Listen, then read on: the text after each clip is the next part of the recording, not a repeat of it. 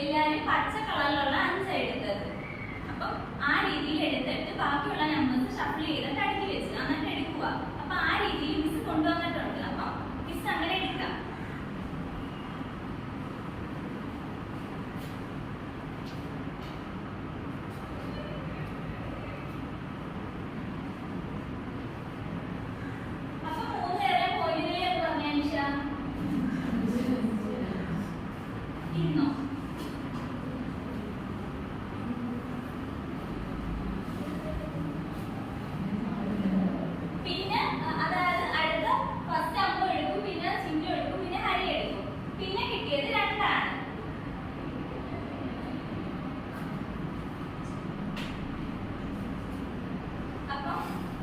അത് കഴിഞ്ഞിട്ട് 1 കിട്ടി, പിന്നീട് 3 കിട്ടി. ആ 3 ചുവപ്പാണ്.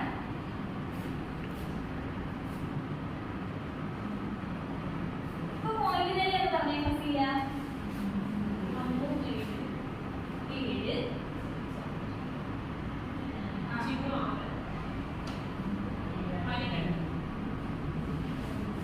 ഇവിടെ എന്താ ചെയ്തേ? ഇവിടെ കൂട്ടി ഇരുന്നു, ഇവിടെ കൂട്ടി, പക്ഷെ ഇവിടെ കുറച്ച്.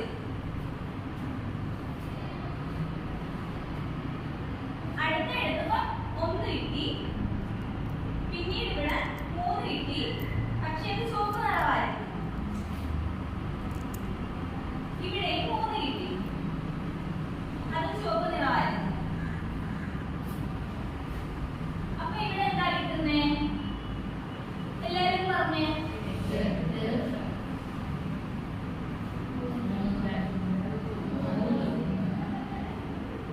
ഇവിടുത്തെ കാര്യം തർക്കമായി.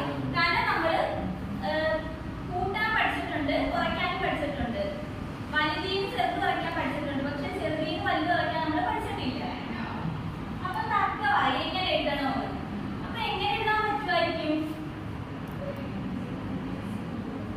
അറിയാവോ? അപ്പൊ ഹരി പറഞ്ഞ് എഴുതണ്ട, ഞങ്ങൾ രണ്ടുപേരും അതായത് ഹരി എഴുതി പോയതപ്പോ ഹരി പറഞ്ഞ് എഴുതണ്ട, നിങ്ങൾ രണ്ടുപേരും കളിച്ചു പോകുന്നു. അപ്പൊ ചിന്നു പറഞ്ഞു കുഴപ്പമില്ല, അടുത്തതിന്ന് വീണ്ടും കുറച്ചാൽ മതി, ഇപ്പൊ അവിടെ ഒന്നും എഴുതണ്ട.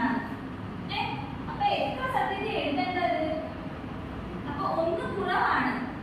അപ്പൊ അമ്മു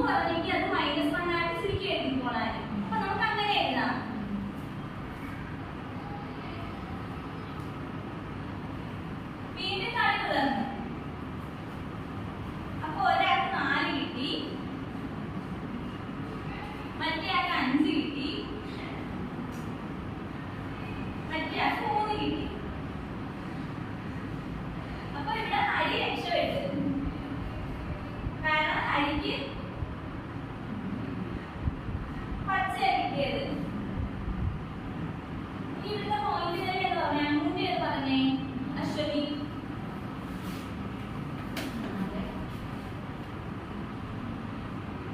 ചിന്നൂന്റെ എന്ന് പറഞ്ഞേ ആര്യ.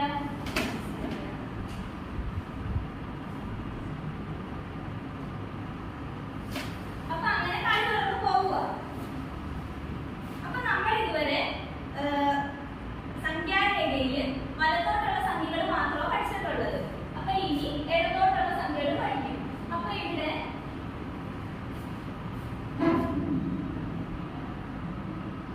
-2 -1 അങ്ങനെയുള്ള സംഖ്യകൾ വന്നു. നമ്മൾ ഇതുവരെ